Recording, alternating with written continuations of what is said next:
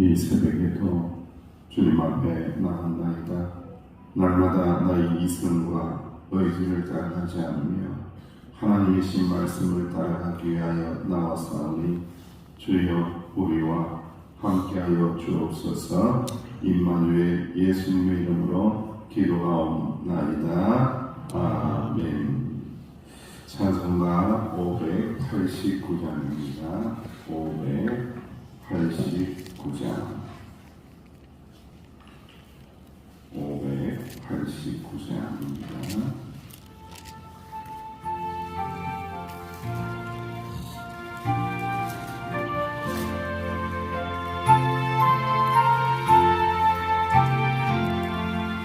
넓은 들에 익은 없이 하늘 물결 비치며 어디든지 태양빛에 양빛이 너나로다 물어있는 마침 기다리는데 때가 지나가기 전에 어서 주수하시라. 주수할 것 많은 때에 기쁜 매우 적으니 열심히 있는 일꾼들은 주여 보내주소서. 무너있는 정신을 같은 기다리는데 내가 지나가기 전에 어서 주수하시라.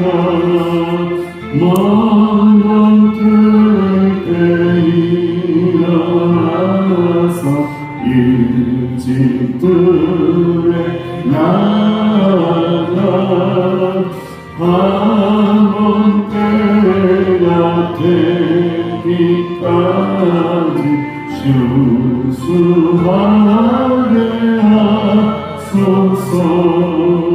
무너익은 정신을 마치 기다리는데 때가 지나가기 전에 어서 주수하시라. 거버들인 모든 알고 천국 찾고 떠리는 주가 베푼 잔치 자리 우리 찬양하겠네.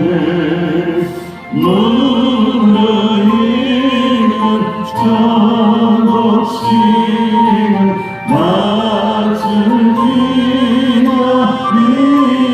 기다리는데 때가 지나가기 전에 어서 주수하시라.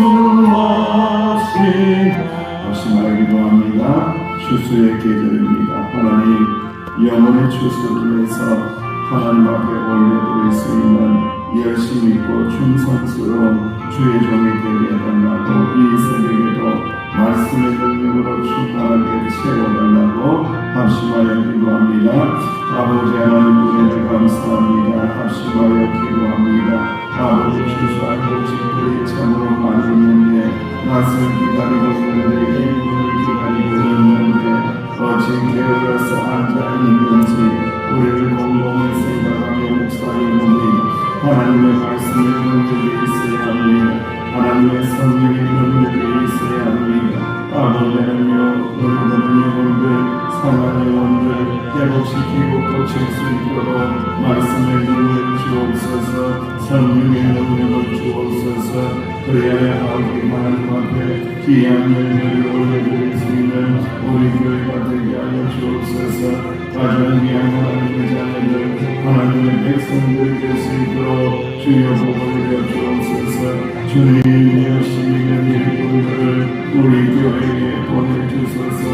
열심히 하는 일꾼들을 슬기로운 명성들에 세워주소서. 평화의 일꾼들, 복된 일꾼들, 주님의 축복을 하는 일꾼들 주여 세워주옵소서. 주님이 이 새벽에도 말씀하여 주옵소서. 감사합니다. 주님 예수님의 이름으로 간절히 기도하옵나이다. 아멘. 하나님의 말씀 함께 봉독합니다. 잠언의 말씀입니다. 잠언 24장 23절에서 끝까지 함께 말씀을 봉독하며 24장 23절에서 끝까지입니다.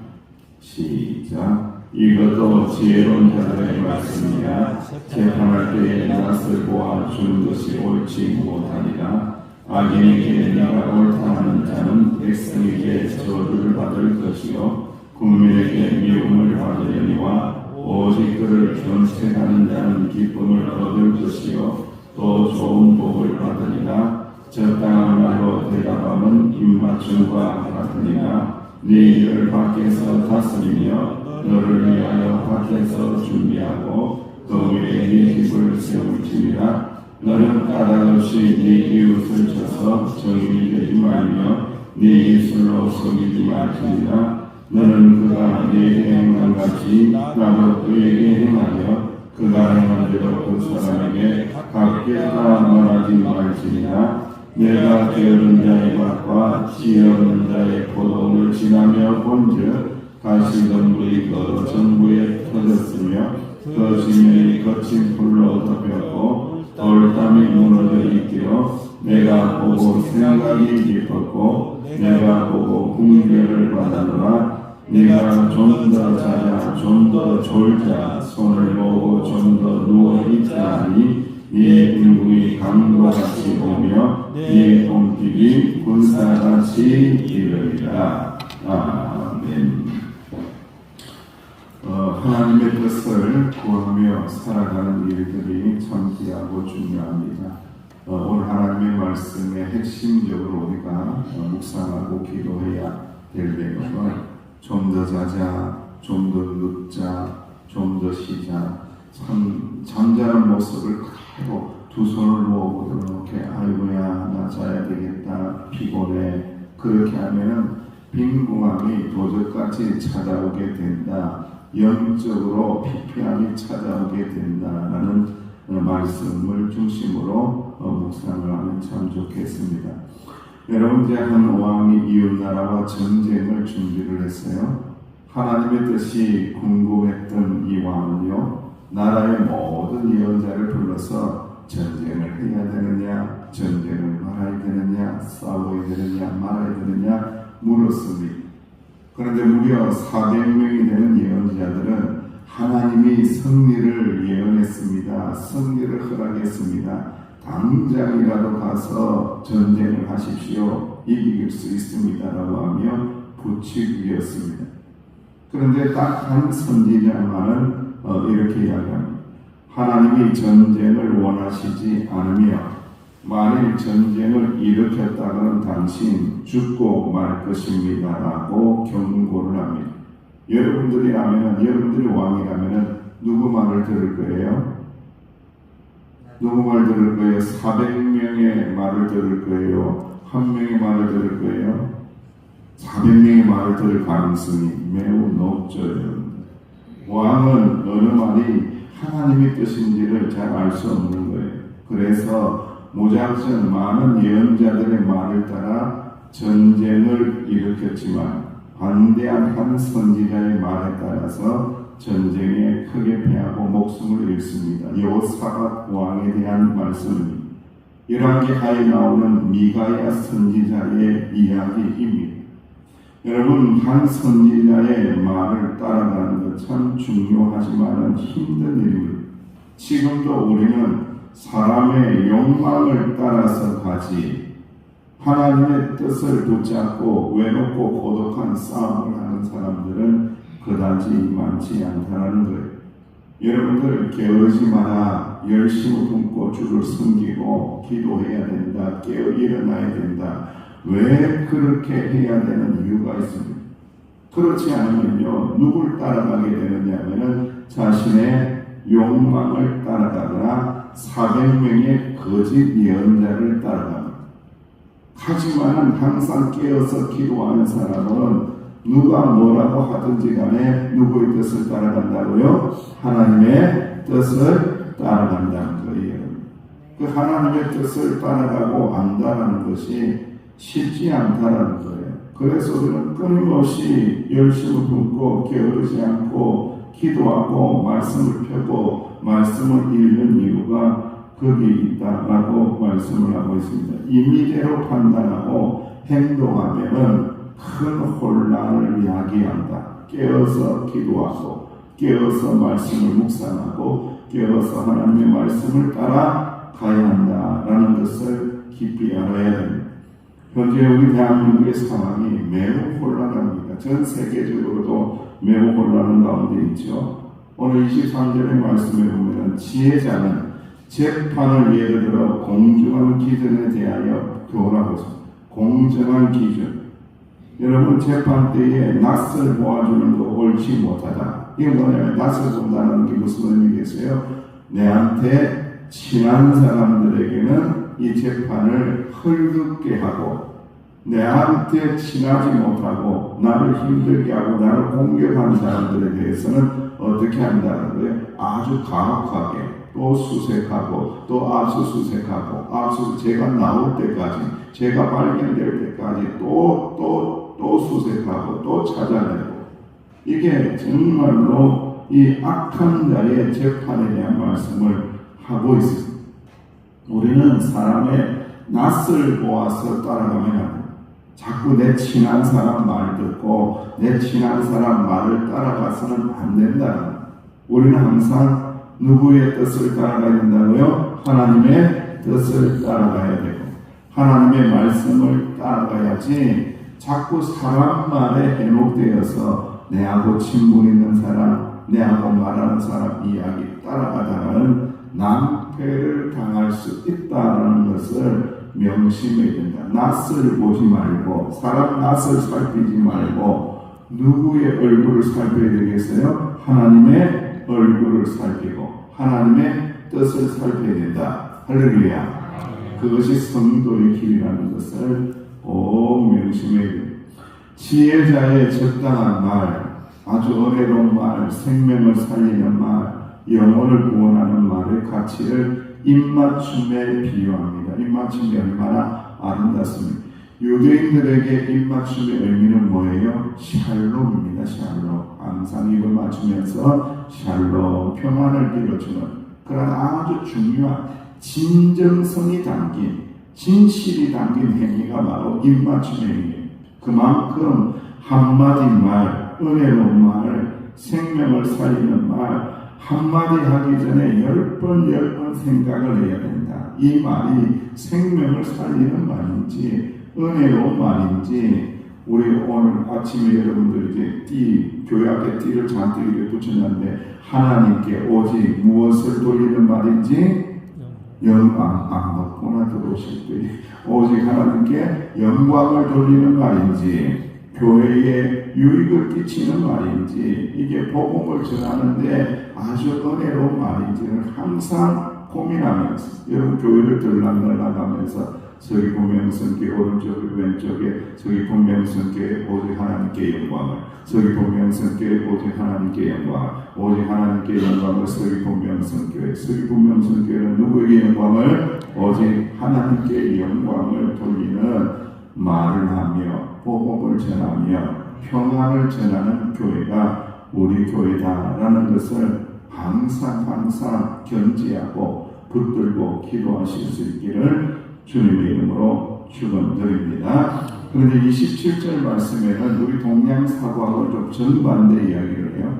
우리 여러분 동양사고에는 수신, 제가, 치구, 병천하. 그러니까 내한테서 출발을 해서 어디로 나가요? 천하로 이렇게 나가거든요. 그런데 27절 말씀에는 거꾸로 이야기합니다. 바깥의 일을 잘해라. 먼저 이웃에 대한 일들을 잘하고 난 다음에 그 다음에 자신의 밭을 일구고 그 다음에 자기 자신의 가정을 이렇게 세우는 일을 해야 된다. 역으로 이야기해요. 이것도 굉장히 의미가 있는 것 같아요. 그러니까 여러분 지난번에도 제가 말씀을 하는 것처럼 안에 새는 바가지 바깥에서 어떻게 한다고요? 잰다는 거죠. 그러니까 이 같은 말이에요. 사실은요. 바깥에서 은혜롭게 또 충만하게 신실하게 잘하고 그리고 잘 돌아와서 자신의 밭도 열심히 팔고 그리고 가정을 세워서 나갈 때에 하나님 보시기에 합당한 삶을 살아가게 하신다라고 말씀하고 있습니다. 그리고 작은 말씀에 계속되는 진리가 하나가 있어요. 그게 뭐냐면 29절 말씀에 자신이 당한 대로 상대방에게 뭐하지 말라? 보복하지 말라. 일일 드라마, 주말 드라마, 아침 드라마에 계속되는 사람들을 자극하고 사람들이 좋아하는 주제가 있어요. 그게 뭐예요? 갚아줄 거야. 갚아줄 거야. 복수할 거야. 내가 당한 대로 갚아줄 거야. 그러면은 이제 막 계속 주인공이 당하다가 이 나중에 이제 이 결말이 돼가면은 그쪽이 이제 망하기 시작하는 거예요. 뭔가 망하기 시작하고 막 아프기 시작하고 막 사고가 나고 그러면 야 시원하다 갚아줄 거야. 제가 이 모습을요 예전에 신방할 때 병원에 이렇게 들어갔는데 아침 드라마를 보고 있는 수많은 간호들이 막 눈이 동그라해가지고 너무 좋아하는 거예요. 정말 너무 시원하게 생각하고 저거 X 저거 망해야 돼 하면서 얼마나 좋아하는지 몰라요. 그런데 여러분 성경에서는 전혀 그렇게 이야기하지 않아요. 여러분들 갚아줄 거야 없습니다. 만약에 갚아주신다면 누가 갚으신다고요? 하나님께서 갚으십니다.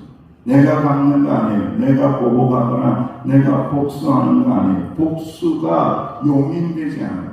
성경에서는 복수 X입니다. 복수 안 돼. 심판 안 돼. 그거는 누구의 소관이라고요? 오직 하나님의 소관이지 너의 소관이 아니라 창조주 하나님의 소관이지 인생을 만드신 하나님의 역사이지 너에게 있지 않다라고 말씀하면서 자신이 당한 대로 상대방에게 보복하지 말라라고 말씀하고 있습니다. 그리고 오늘 말씀에 게으른 자의 밭에 대한 말씀을 하고 또 열심히 성실하게 일하는 것에 대하여 말씀하고 있습니다. 이게 변명이 많아요. 게으른 자는요 자기 자신한테도 변명을 해요. 어떻게 변명을 하는지 아시죠? 야, 나 피곤해, 나 힘들어, 나 오늘 쉬어야 돼, 나 많이 피곤해, 나 어려워 이렇게 하면서 자기 자신을 향하여 계속해서 이 주문을 거는 거예요. 그래서 좀 더 자자, 좀 더 눕자, 좀 더 손을 모으고 평안하게 쉬자, 일하지 말자. 계속해서 그렇게 한다는 거예요. 그렇게 되면은 그 좀 더 자자라는 변명이 어떻게 된다고요? 자신의 밭을 황폐하게 만든다. 여러분 이게 이제 농사에 관한 말씀인 것 같은데 사실 그런 의미를 넘어서는 이게 어떤 의미냐면은 영적인 이야기를 하고 있는 거예요. 우리가 신앙생활하면서 좀 더 자자, 좀 더 깨를 부리자, 남들한테 올해는 연말이 되었으니까 목사님한테 찾아가서 일을 하나 줄여달라고 이야기해야지. 목사님 제가 작년에는 3개 했는데 2개로 줄여주세요. 2개 했는데 1개로 줄여주세요. 1개 했는데 안 할랍니다. 우리 서귀포 명성교회는 아직까지 안 찾아와가지고 얼마나 감사한지 모르죠. 앞으로 이제 일꾼들이 발표가 되면은 또 벼락같이 찾아오실 분이 있는지는 모르겠지만은 미리 조정을 해야 되겠지만은 그것은 매우 은혜롭지 않은 일입니다. 여러분, 연말이 되었을 때에 하나님의 일을 대하는 자세는요 딱 한 가지입니다. 그것이 뭐죠? 맡겨준 자에게는 충성밖에 없는 거예요. 주님 맡겨주세요. 주님 저에게 적합한 일을, 제가 감당할 수 있는 일을 맡겨주세요. 맡겨주세요. 내가 지혜로운 분에 대한 이야기를 다른 교회 목사님에게 들었어요. 정말로 힘든 일인데 너무 분주하고 바쁘신 분인데 사역을 맡겼대요. 그런데 그 당장에는 예 알겠습니다 하고는 수긍을 하고 받아들였대요. 그리고 한참 하다가 자기의 사연을 이야기하는 거예요. 목사님, 사실 제가 여차 저차 이차해서 이 사명을 감당할 수 없는데, 그런 행편이 안 되는데 목사님이 말씀하시니까 순종했습니다. 그랬더니 하나님께서 시간을 만들어 주시고, 하나님께서 환경을 만들어 주시고, 하나님께서 역사하시고, 하나님께서 도와주시는 것을 제가 경험했습니다. 하나님은 살아계십니다. 하나님은 나를 도와주시는 분이고 나와 함께 하시는 분입니다. 할렐루야. 이걸 경험을 했다는 거예요. 사랑하는 성도 여러분, 밭과 포도원이 아무리 넓다고 해도 가시덤불로 뒤덮어버리면 폐허가 됩니다. 게으른 변명을 극복하지 못하면 한 발자국도 나아가지 못한다는 거예요. 저는 우리 이제 교회 마당 앞에 있는 이렇게 화단에 보면은 국화가 요만큼 피어 있어서 너무 아름다워서 이렇게 찍어서 올렸더니 그 옛날에 국화가 풍성했던 그 옛날의 모습을 보여주더라고요. 제가 깜짝 놀랐어요, 여러분. 야, 이렇게 국화가 많이 있냐. 그래서 그분에게 제가 이렇게 물어봤더니 목사님, 제가 몸이 연약해서 안 돌봤더니 꽃들이 다 죽어버렸네요. 안 돌봤더니 꽃들이 자라나지 않네요. 안 돌봤더니 물을 안 줬더니 꽃이 피우지 못하네요. 라며 항상 너무너무 안타까워하는 거예요. 사랑하는 성도 여러분, 우리 서귀포 명성교회가 꽃을 피우고 열매 맺기를 원하십니까? 아멘은 조금만 해주시면 우리 서귀포 명성교회가 꽃도 피어나고 향기도 나고 풍성한 축복의 교회가 되기를 원하십니까? 오늘 말씀 그대로 하셔야 돼요. 좀 더 자자, 좀 더 눕자, 좀 더 졸자, 이걸 깨뜨리고 좀 더 기도하자, 좀 더 일하자, 좀 더 사랑하자, 좀 더 봉사하자, 좀 더 축복하며 살자. 할렐루야. 이 은혜가 충만해서 우리 서귀포 명성교회 더욱더 평안하고 풍성한 하나님의 은혜가 임하는 그런 교회 만들어 나가시기를 주님의 이름으로 축원합니다. 아버지 하나님, 은혜를 감사합니다. 좀 더 자고 싶고 쉬고 싶지만은 좀 더 기도하는 것이 하나님의 뜻이기에 이 새벽에 아버지 하나님의 이불자리를 걷어내고 주님 앞에 나왔나이다. 주님 사랑하는 주의 종들 기도할 때에 한마디 한마디 들어주시고 응답하시고 위로하여 주시고 평안하게 하여 주옵소서. 우리 기도에 함께하여 주실 줄 믿사옵고 예수님의 이름으로 기도하옵나이다. 아멘. 말씀을 붙잡고 기도하시고요. 우리 2024년도에는 교육전도사님이 오셔야 됩니다. 이 일을 위해서 합심해서 은혜로운 전도사님 오게 달라고 기도하며 나가시기 바랍니다.